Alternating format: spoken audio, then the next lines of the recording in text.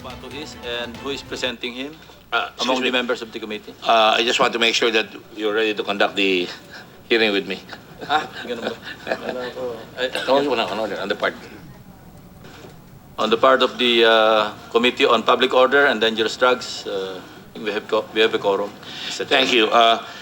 In the meantime, let me just say good afternoon to everyone. And as everyone is all aware of, due to the change of the composition in the Committee on Justice, there is a need for an organizational committee on the Committee on Justice and Human Rights. The committee is hereby reorganized with the following members. Senator Panfilo Lacson, who is also hereby designated as Vice Chairman. Members include Senator Alan Peter Cayetano, and at my request, both also Senator Laila de Lima. These are the only two people I requested the committee to be nominated. I asked the members of the Senate to nominate the rest. And the others include Senator Emmanuel Pacquiao, Senator Francis Pangilinan, Senator Grace Poe, Senator Juan Miguel Zubiri, and Senator Antonio Trillanes for the minority. As ex-officio members, Senators Franklin Drilon, Vicente Soto III, and Ralph Recto. So these are the members, and everybody is forewarned or on notice. In the meantime, we shall continue on the consideration of the referrals. There are two Senate resolutions. One came late yesterday, and three privileged speeches, the subject matter of which are recent rampant killings due to illegal drugs and criminality. First one that has been referred to us is the one that we've been discussing for the last 2 or 3 hearings. This is the proposed Senate Resolution number 9, authored by Senator Laila de Lima, entitled Resolution Directing the Senate Committee on Justice and Human Rights to investigate in aid of legislation the recent rampant extrajudicial killings and summary executions of suspected criminals, to strengthen the mechanisms of accountability of law enforcers and to institute corrective legislative measures to ensure full respect for basic human rights, especially the right to life.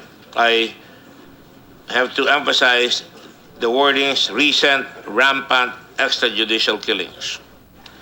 There were 3 privileged speeches on 2 August 2016, Senator Laila de Lima. On 2 August 2016, Senator Alan Peter Cayetano followed with his privileged speech. And then on the same day, Senator Risa Hontiveros on 2nd August 2016. So there were 3 privileged speeches in one day.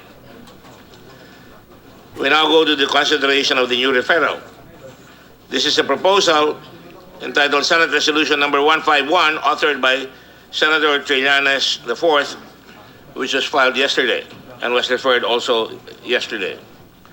Resolution urging the Senate Committee on Justice and Human Rights to conduct an inquiry in aid of legislation on the alleged extrajudicial or summary killings purportedly committed by the Davao Death Squad, with the intention of coming up with remedial legislation to ensure the protection of the people's basic human rights and their right to life, and the observance of due process of law in the government's conduct of its campaign against terrorism, drugs, and street crimes. Now, previously, rules were adopted governing internal procedures of this committee, but has not been published yet. New developments have taken place that will require a restudy of our internal rules, especially in the light of supervening events resulting from the repeal of Section 8 in the Rules of Procedure governing inquiries in aid of legislation. That said, we will be governed by Resolution number 5, or the Rules of Procedure governing inquiries in aid of legislation, until we finish the study of the said rules.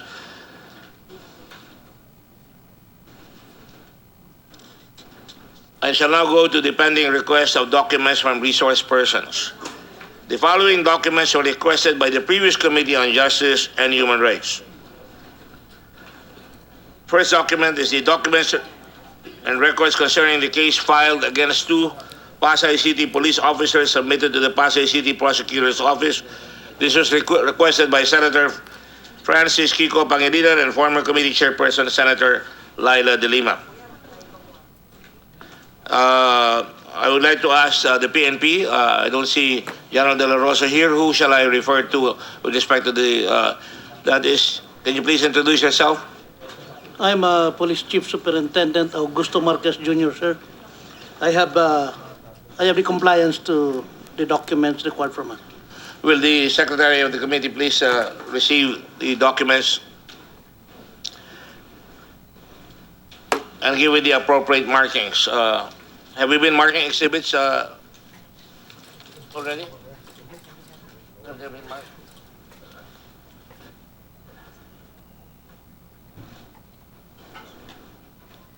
There is also another request by Senator Chis Escudero, which is the breakdown of the budgetary requirement for government's drug rehabilitation programs. I suppose this should be referred to the Secretary of Justice. Is anybody from the Secretary of Justice here?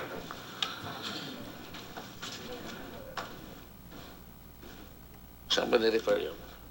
Somebody refer your request ni Escudero. Huh? PNP.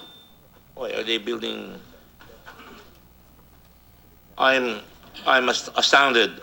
The request is upon the PNP on drug rehabilitation centers. Are you doing drug rehabilitation centers now?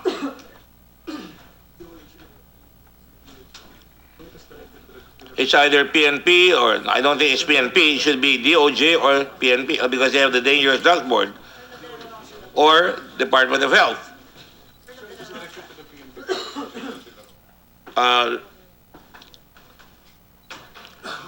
I'd imagine it should be, the request was originally given to General De La Rosa, but let us correct that. There is a budget. We can ask the DBM if they are in possession of an initiative to create more drug rehabilitation centers. Is there any objection from the committee if I refer it to the Department of Budget and Management? Any suggestions? I hear none, so we will refer this request to the DBM. Spot reports concerning deaths related to the government's anti-drug campaign. This is the third request. Requested by no less than Senate President Pro Tempore Franklin Drilon. And I suppose this has been referred to the PNP. Is there any report on that matter? I understand that during the hearing, I wasn't here. I was handling the Blue Ribbon Committee investigation at that time. But I understand that you were submitting the spot reports, but you withdrew it. And what has happened to that since then? I have with me, Your Honor, a box of the reports of the SOCO ready to be transmitted to the Secretariat. So can we turn it over now to the appropriate officer, namely the ComSec? Can you please get it and make sure it's properly receipted and later on marked? Are these the first markings of this committee? Okay, so the first one should be appropriately marked. All right. Thank you very much, gentlemen. I would like to welcome all the other senators here present. In the meantime, Senator Laila De Lima to my left, Senator Trillanes, second to the right of Senator De Lima, and to the right of Senator Trillanes, of course, the lovely Senator Grace Poe. That made her day. Anyway, of course, Senator Lacson is on my left, and of course, on my right, farthest right, the late Senator Angara. I'm sorry, Senator Angara, who came in a little late. And of course, it's always good to have a smile from them. And please behave yourselves. I caught you talking a while ago with Senator Zubiri is on your left. Maybe we should separate you both because you talk too much. And of course, on the left should be Senator Pacquiao, not only the world champion 8 times over, but now distinguished senator. On that note, let me just go on. These are just housekeeping. You know, forgive my hesitation to make certain rules right away, but this is the first one of them. I'd like to emphasize that there will be rules in this committee, as you all know. Number one, no witnesses shall be presented unless they have previously submitted affidavits to the committee chair. There shall be no surprise witnesses, and only under exceptional circumstances will we allow that, if we have to. And that will be upon consideration of the rest of the members of the committee. And this is pursuant to Section 16 of Senate Rules Number 5. Resource persons, as much as possible, should provide positions papers prior to the committee hearings. And all requests for documents should be provided beforehand so that we don't have to ask it formally, so that we'll just do the formality of marking them during the hearing.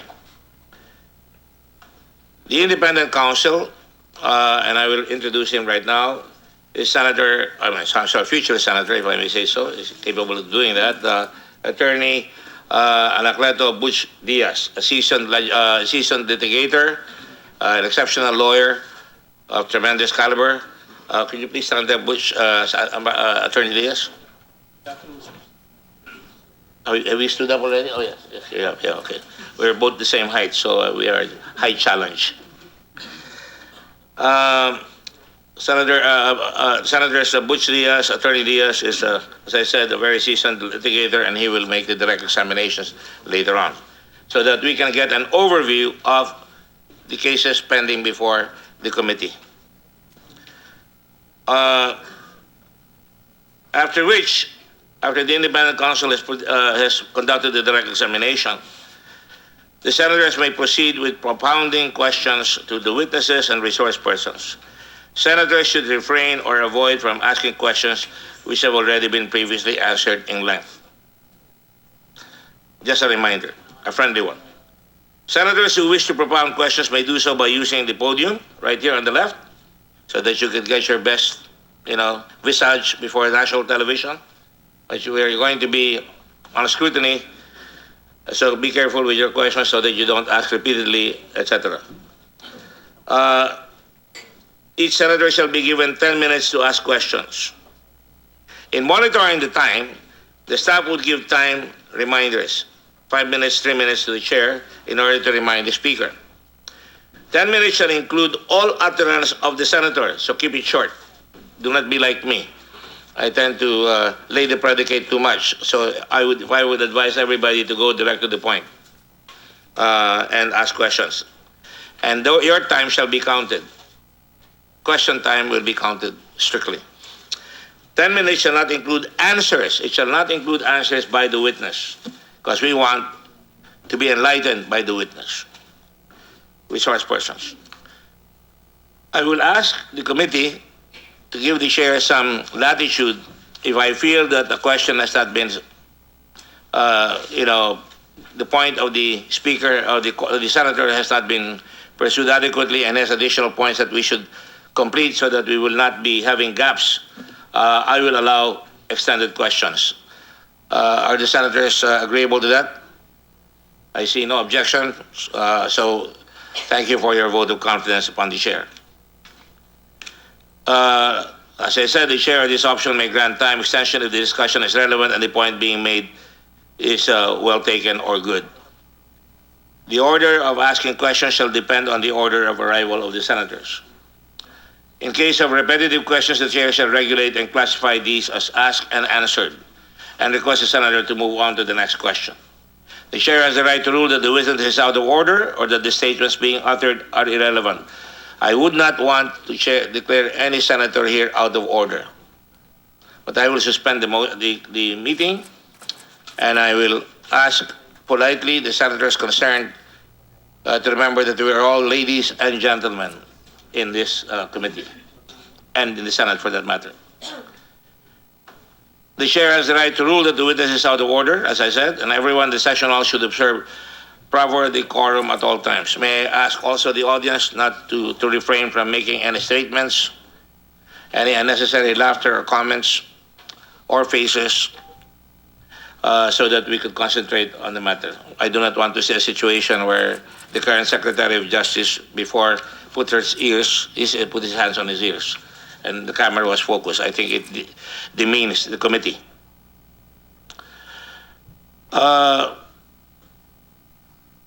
To ensure clarity and brevity of the proceedings, so we will be able to expedite these investigations, we have sought the services of Attorney Anacleto Diaz, and I shall now make a preliminary statement by your leave, and I'll try to keep it brief. We continue with this hearing of the Justice Committee in order to ferret out truths about our current situation and to craft legislation responsive to the problems not only of today but also tomorrow and meaningful to all, especially the least of our brethren. Our country is in dire straits. We have recently discovered the colossal extent of our drug problem. This scourge has reached even the deepest recesses of our countryside. Practically all of the barangays have been infiltrated and infected by this pernicious virus. We are in witness to news accounts of extrajudicial killings, so-called, alleged vigilante killings, riding in tandem, criminals' deaths under investigation. Napakarami po niyan. Kung ano ang pangalan. Pero murder is murder, and we don't have to name it. These, while our youth, the future of our motherland, continue to be poisoned by illegal drugs, distorting not only their cognitive faculties, but also warping their sense of right or wrong, and certainly interdicting their future. If we do not address this post-haste, the consequences to our society will indeed be tragic. This Senate has seen a coterie of initiatives, of bills that wishes to address these problems. We have a lot of pending bills, especially on the Committee on Peace and Order involving drugs, and we have had some hearings already on that matter. We do not have to look far into the past to know the horror that the drug menace can bring in. You know, we start little by little with drug users, then pushers, and then, you know, you create drug lords, and it has permeated even the prisons that have all kinds of amenities given to those in prison. This is not the first time that we have heard it. It has just been exposed now with tremendous publicity. And so we do not want to end up like Colombia, which had almost 500,000 homicides or deaths, with 75% attributed to the drug trade over a certain period of time. In Mexico, the deaths range from 216,000 to 45,000. I'm sorry, 126,000 to 215,000 to 45,000 in Mexico since 2006. 18,250 deaths in El Salvador in the last 5 years. 18,000 in Guatemala. 27,000 in Guatemala only in the last 5 years. You've all heard in the past, Latin American countries, Escuadro del Muerte, and all kinds of death squads roaming Argentina, creating desaparecidos, or the disappeared, inflicting themselves on the descamisados, the shirtless ones, or the people who are poor, basically. That is not the future we want. This is not the future our people, especially our children, deserve. We will struggle, we will fight, we will not rest, we will not yield to this menace. The struggle is going to be hard, the obstacles will appear insurmountable, the fight will be seemingly impossible to win. Sapagat ang drug menace, talagang patuloy ng patuloy yan. If you drop it, it will come back. But our children, our people deserve no less than better than our best blood, sweat, and tears. The Constitution provides in Article 2, Section 4, the prime duty of government is to secure and protect the people. This, to me, means that while we wage properly the fight of our lives, the lives of our people, especially those enshrined in Article 3 of the Bill of Rights, remain respected and upheld. Certainly, the right to life is sacred, and we must make sure that that is always sacrosanct, and that all law enforcement and all citizens of the country kailangan gagalangin ang mga mamamayan at hindi mamamatay nang wala, hindi papatay nang wala sa lugar. We also have to guard our people against abuses of authority and power inflicted by those who have been authorized to be and legally armed by our laws and regulations, the police. This representation, ako po mismo ay natamaan ng mga mamamatay tao na pinalaya pansamantala sa Bilibid noong 1967, si Nonito Alencastre, para paslangin ang aking ama at pababalikin. Matagal na pong racket yan nung araw pa, yung mga lumalabas sa preso at pumapatay ng tao. And so, do not doubt my resolve insofar as this is concerned. we will, as part of our legislative output, strengthen the internal affairs of the police organization. For starters, may internal affairs service under a law that has been passed here, hindi pwedeng tatagal yan. Automatic dapat yan, nakalagay doon. Pero may oras dapat. Pag bumaril ang pulis o nagbunot at nag-discharge ng weapon, kung may namatay o wala, dapat may oras kaagad upon which you can investigate. This will be some parts of the legislation that we are going to propose because wala ako nakitang timeline to sa investigation. It cannot be forever. Right away yan, because that policeman, if he doesn't follow the rules, will be a menace to society unless mapakita sa tao na ang mga pulis natin ay talagang ginagawa ang nakalagay sa batas. At wala naman akong duda dyan, kaya lang kung magkamisan, depende sa namumuno. Masigla ang pulis ngayon dahil masindi ang mensahe ng Pangulo na dapat alisin ang drugs. Kalaban natin ang drugs. Patayin ang drugs sa ating lipunan, pero hindi tayo pwedeng papatayin ng tao with wild abandon. Meron tayong patakaran dyan sa mga bagay niya, kaya tayo may batas. So, yung internal affairs natin, dapat maayos yan at maraming tanong dyan mamaya na aabot sa internal affairs. The rule of law, therefore, must remain supreme. In fact, in my emergency powers bill that I proposed the other day, walang writ of habeas corpus, ang sinabi ko, a writ of salus populi es suprema lex. The welfare of the people, the health of the people, is the supreme law. And that is important. Dapat ang kaligtasan, ang kalusugan, at ang kapakanan ng tao ang pinaka-supreme na law. Hindi na kailangan yung tinatawag na habeas corpus or martial law o ano man dyan. Ang kailangan yung talagang self-imposed discipline na kinakailangan recognition of the rule of law. We will not throw the rule book or the rule of law out of the window. And this committee, this Senate, and this Congress, I'm sure, will support the President all the way when that is applied. The rule of law must remain supreme. Its majesty must remain unsullied. For if we refrain from following the law, this is what could happen. And this is my ending, and I remind you of this ending. Those of you who have not seen or read The Man for All Seasons talks about St. Thomas More, patron saint of all lawyers. And he was a man who was standing by his principle. At that time, there was already the axe of death pending on those who will oppose His Majesty the King of England. And there were people, of course, who were intriguing against St. Thomas More at that time. And so this discussion. Roper, because St. Thomas More refused to go after his enemies. So now you'd give the devil the benefit of the law. Ika niyang ganun. Yes, what would you do, sabi ni More? Anong gagawin mo? Cut a great road through the law to get after the devil? Kung mga puno, putulin mo lahat ang batas, putulin mo lahat ang puno ng batas para mahabol mo si Satanas? Ang sabi ni Roper, I'd cut down every law in England to do that. Ang sabi ni More, oh, when the last law was down, kung wala ng batas, and the devil turned round on you, where would you hide, Roper? Saan ka magtatago? Saan ka kukubli? Kung wala ng batas. Roper, the laws all being flat. This country is planted thick with laws from coast to coast. Ganyan rin ang Pilipinas. Marami tayong batas from coast to coast. Man's laws, not God's. And if you cut them down, and you're just the man to do it, do you really think you could stand upright in the winds that would blow then?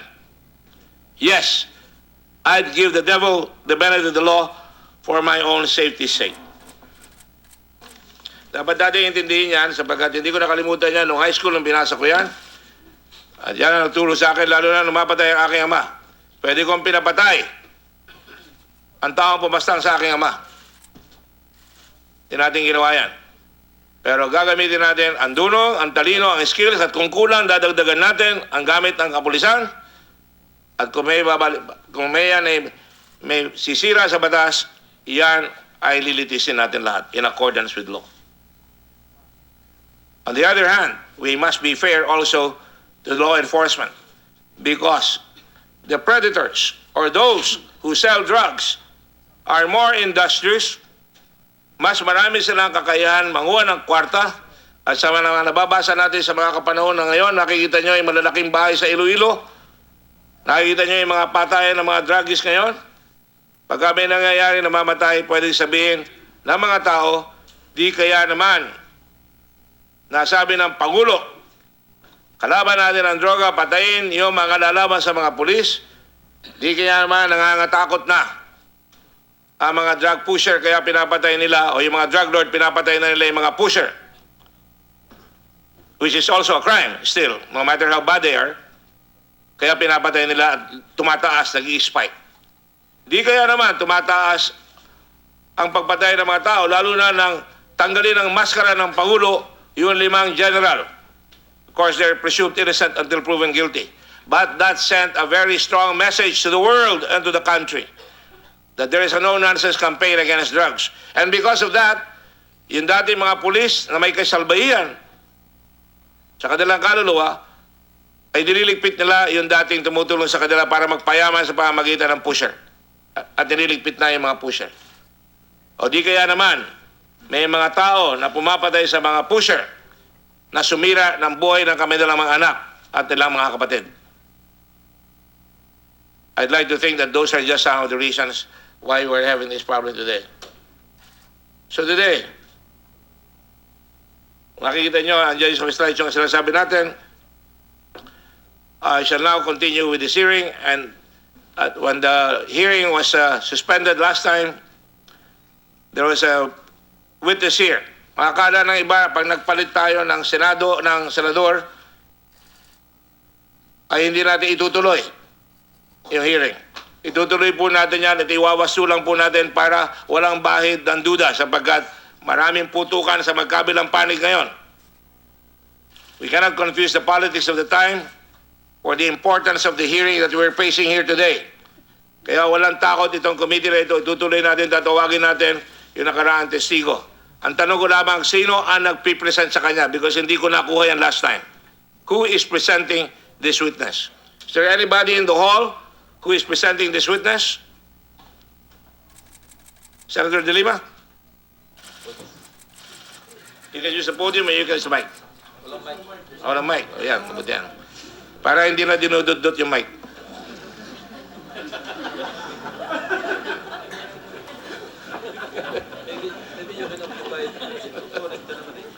I'm glad Senator Trillanes is now smiling. Where shall I stay? Here or there?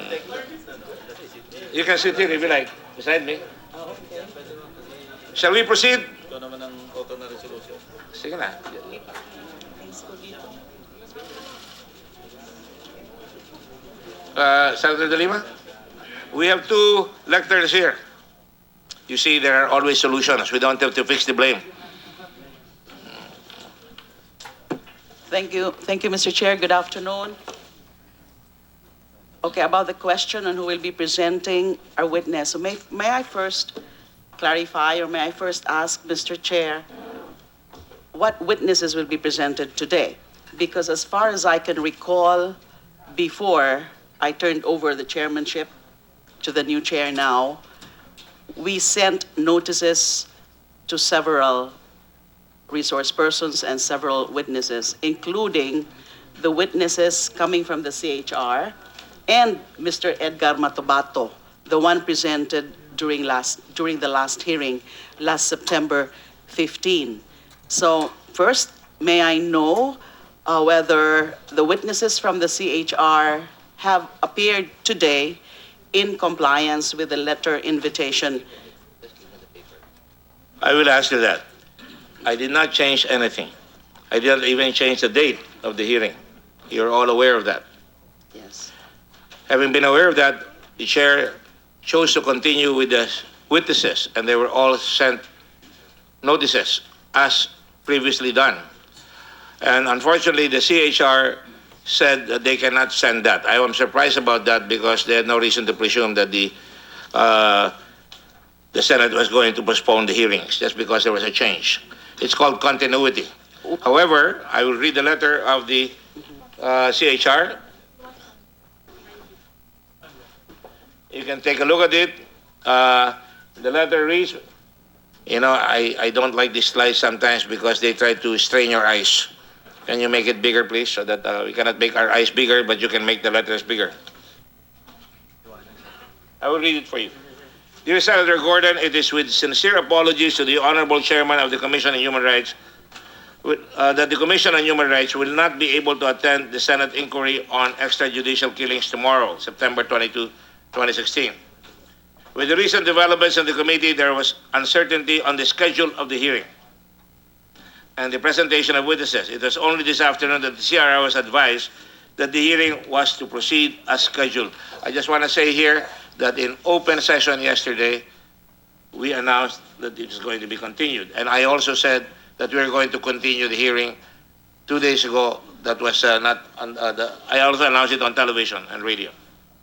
Given that the CHR does not have enough time to mobilize resources to secure the presence and transport of the witnesses before the Senate inquiry on the said date, rest assured that the Commission will produce the witnesses at the next hearing. It is requested that the Honorable Committee give the Commission at least 5 days notice before the scheduled hearing. Hoping for your kind understanding, God bless. Very truly yours, Gwendolyn Pimentel, Ghana. Commissioner. Thank you, Mr. Chair. So there are no witnesses from the CHR right now. With respect to the second, to the other witness, the one presented last September 15, since we know that there's going to be a hearing today, so he has been brought here to the session again to continue with his testimony. Now, I heard among the ground rules earlier announced by the good chair that no witness will be presented if there is no prior affidavit or statement executed by said witness. May we confirm that, Mr. Chair? If that is this... That is what I read, and this is prospective in effect. Unfortunately, unless he can present an affidavit here, I will have to go by what has been testified here previously. He went here on his own volition, I presume. Yes. He raised his hand. He's already under oath. Yes. We shall continue with his testimony. Yes, We will not waste time. Okay, so that is the clarification from the chair, because I was going to say that also during the last hearing, I manifested that a judicial affidavit is going to be prepared for the witness. Now, I have to inform the committee that while there have been initial moves or steps to have him execute a judicial affidavit, because I was thinking that the judicial affidavit would have been executed or would be taken by the acting general counsel when I was still the chair. But with a change of chairmanship, then we think that it could no longer be done. The personality of the acting general counsel would now be put at issue. So we decided that we can probably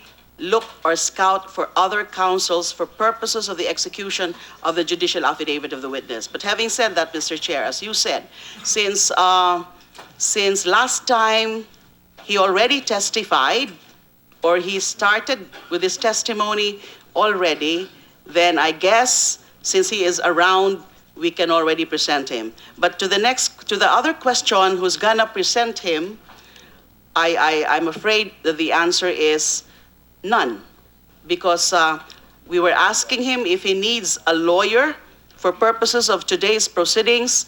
His answer was negative. The committee can confirm it from him whether indeed he does not need or he does not desire a counsel to assist him for purposes of today's proceedings. My comment on that is that if nobody is presenting him, then how, ano yan, pumutok lang sa buho, dumating dito? Sino ba nagdala niyan?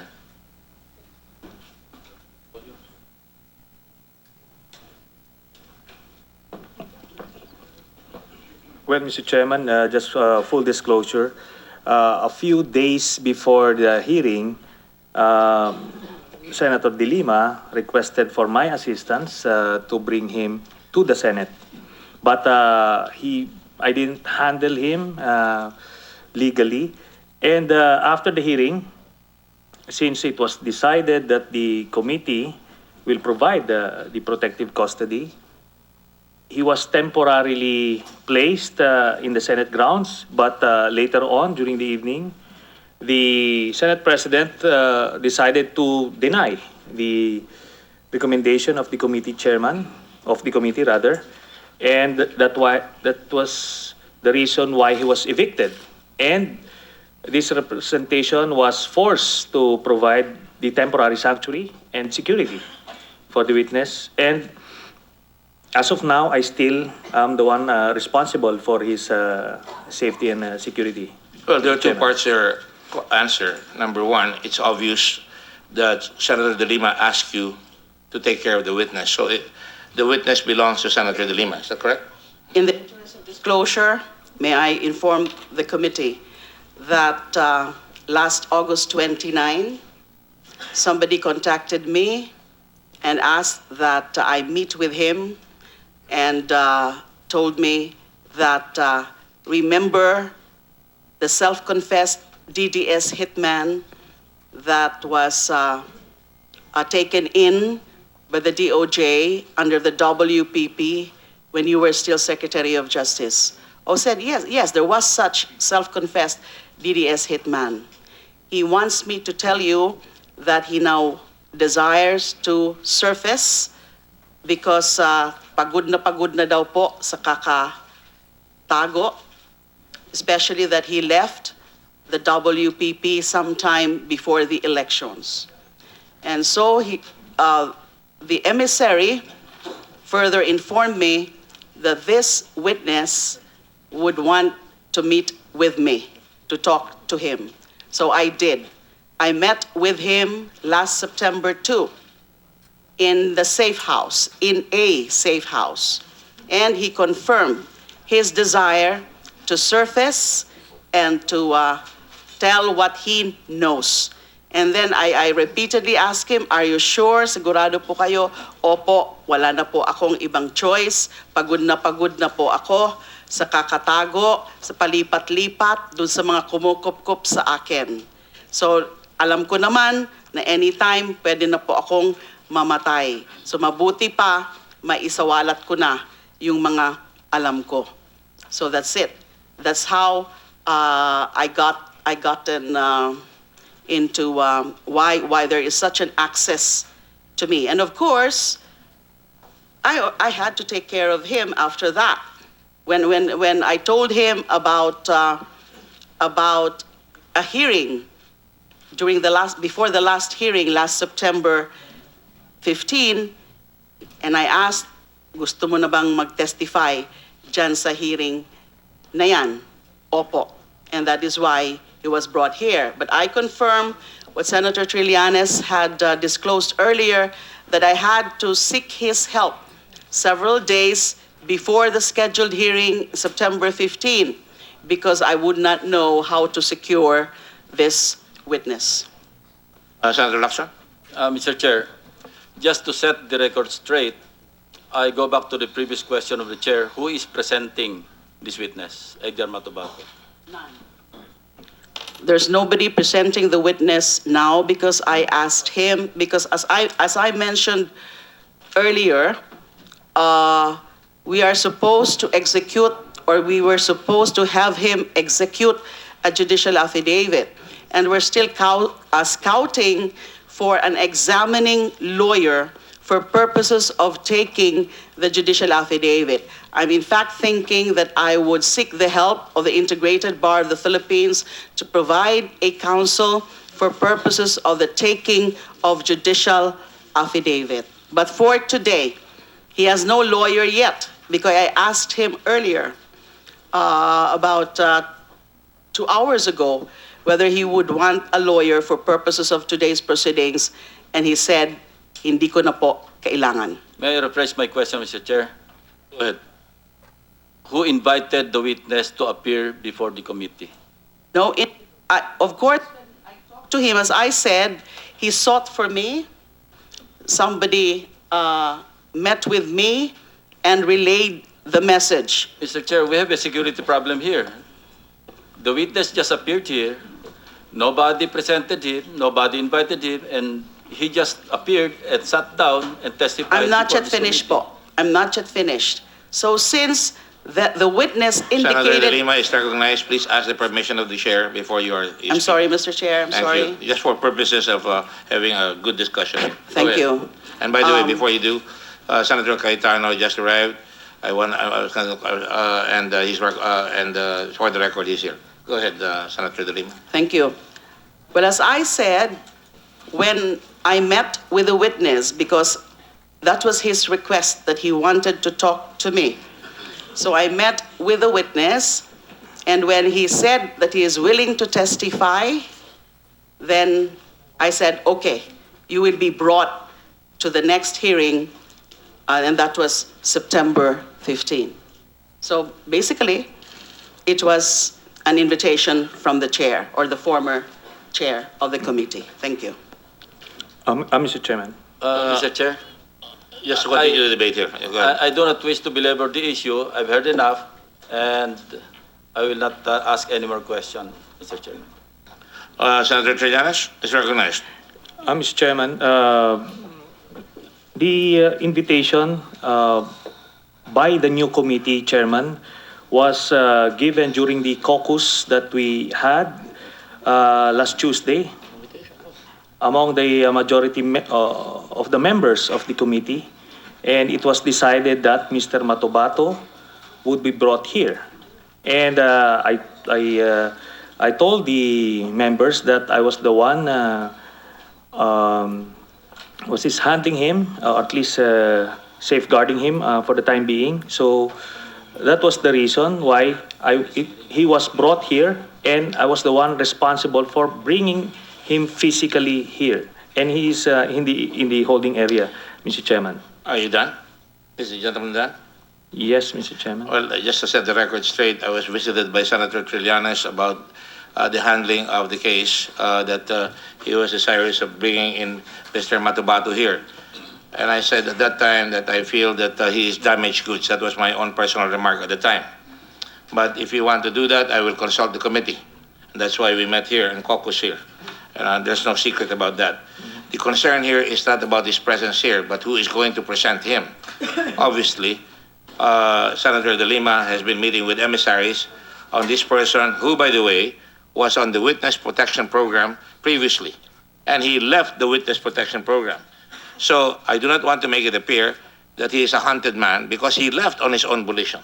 Nobody left. Nobody told him to leave. Wala nagsabi sa kanyang umalis ka sa witness protection program. And then all of a sudden, after having had the discourtesy of yung mga ginagawa ng Department of Justice para sa kanya, iniwanan niya, ngayon, biglang lalabas yung witness na yan. At sasabihin niya, pwede siyang umarap.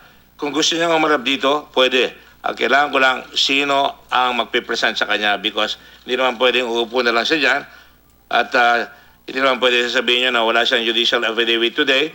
I will let him sit down here and we will ask questions upon him.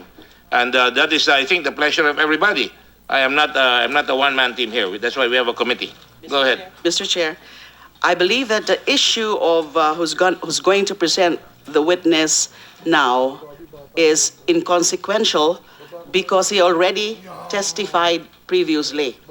And therefore, he would now be asked further questions from the members of the committee. All right. And that is why the only issue is who is going to present the witness. We have already decided that he will come here, so there should be no deliberation on that anymore. And Senator Lacson has interposed no objection. Go ahead, Senator Cayetano. Good afternoon, Mr. Chairman. Mr. Chairman, may I just put on the record that I agree with the chairman that the chairman usually sets the rules as to the witnesses that will be presented, although the committee can overrule. Even Senator Pimentel Sr., when he was Blue Ribbon Committee, demanded they demanded affidavits, not only to protect the witness, but to protect the Senate and the image of the country. Because with 100 million Filipinos and any nationality, there are crazy people out there. You can practically get anyone to say anything against any politician and just sit there, no? That's why the chairman usually puts a bar, and I will agree with the bar that the good chairman will put, because he was once Blue Ribbon Committee chair, and he implemented the same, and that Senate agreed with him. Having said that, Mr. Chair, I want to raise a second issue. I did not have that chance to ask the question last hearing. If Mr. Matubato was admitted to the WPP on November 25, 2014, and left on May 4, 2016, I asked this question sa media kasi hindi ko natatanong dito, bakit hindi nag-file ng case ang DOJ nung sila nakaupo at sila may hawak sa witness? Ang narinig ko po sa media na sagot, ayaw mag-testify ni Mr. Matubato. So, my question is, and sana may taga-DOJ dito, pwede ba yon, sir, na nasa witness protection ka but you refuse to testify? Ang alam ko, i-admit ka lang sa witness protection if you will be a state witness or you agree to testify.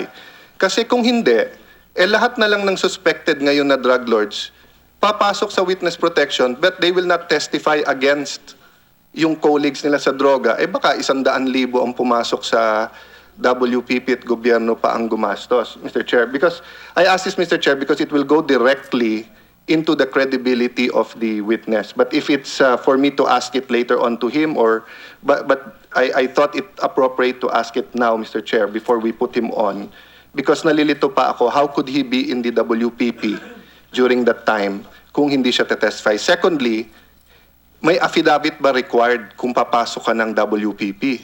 Kasi ang sinabi ni Mr. Matubato, wala naman daw siyang affidavit kahit dati. Pangatlo, shouldn't it be in the records of the DOJ that he was in fact a member of the WPP? Of course, anyone and the former secretary can answer if you wish. And I leave it to you, Mr. Chair, if you want this answered later on. But I just wanted to put that on record, Mr. Chair.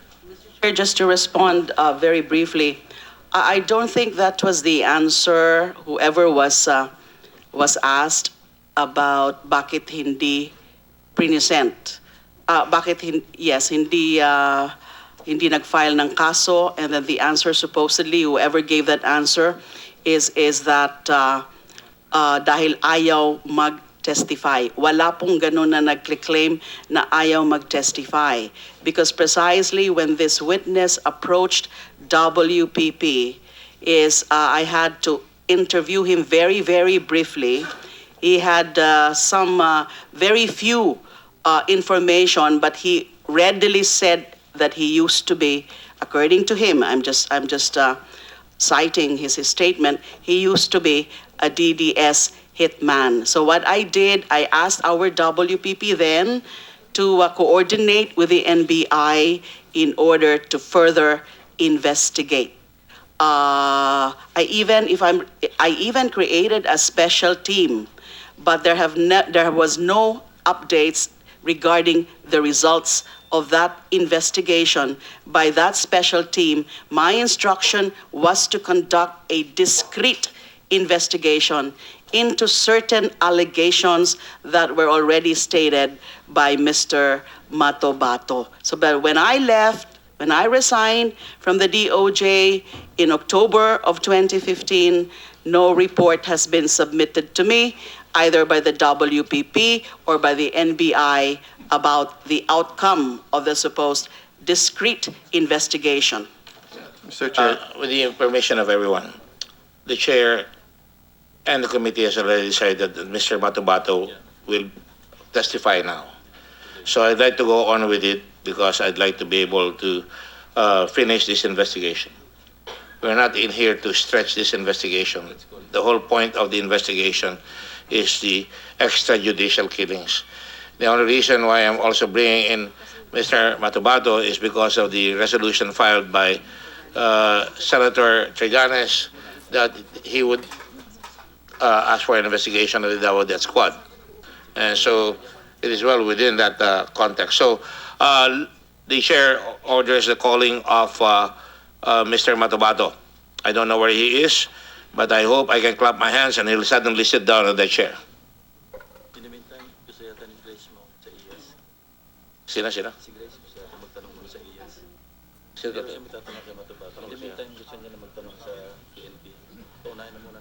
Or, While waiting for with the permission of the committee, I think Senator Grace Poe has been working since early this morning on her other committee. And she would like to be excused later on. She would like to ask permission to be able to, in the meantime, ask the other resource persons here. And by the way, I did not say that in my preliminary remarks. What we would like to do now in future meetings is when we invite the CHR, they will come in on time and they will be given that time. I would not want to be, nag-iimbita tayo ng napakaraming tao tapos hindi matatawag in one day. So kung anong oras, i-estimate natin kung anong araw. Excuse me, can you still bring him back to the holding room? I think I've already stated that Senator Grace Poe is going to ask the other resource persons. And as soon as you finish, you may bring him here. Go ahead, Senator Grace Poe is recognized. You have 10 minutes. Thank you, Mr. Chair. In our investigation with the extrajudicial killings, the focus is not just on one person's testimony, but also the entire organization's handling of all of the peace and order efforts in the country.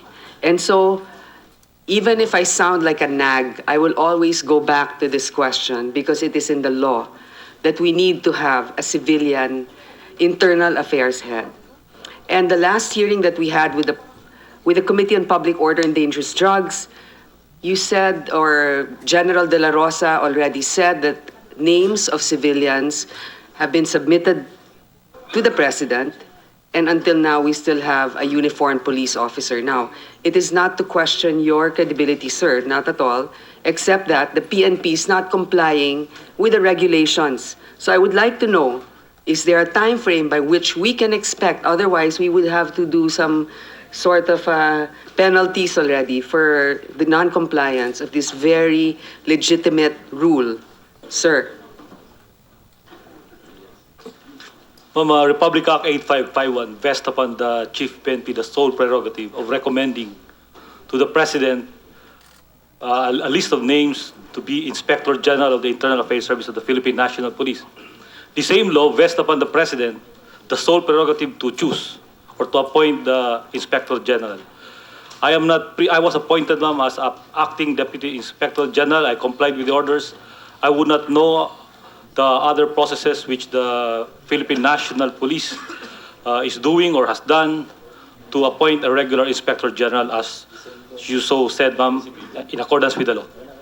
Therefore, so you're not privy to it. Perhaps we can ask the PNP through Gerald Bato to send us an update, a letter on possibly when we can expect that appointment. Next, with you being in IAS now, sir, and with all the questions about the extrajudicial killings, have you received or do you have a count of how many complaints there are already with regards to possible cases involving police officers?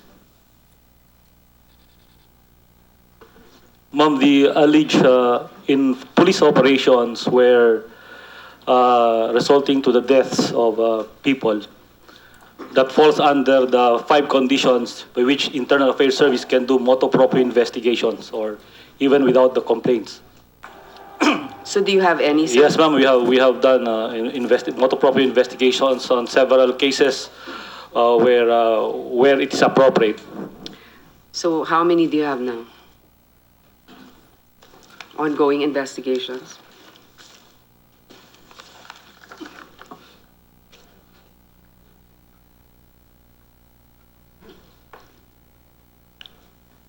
Ma'am, the number of PNP anti-illegal drugs operations covered under motu proprio investigation of the Philippine National Police Internal Affairs Service, covering the period from January 2016 to September 21, 2016, totals a number of 661.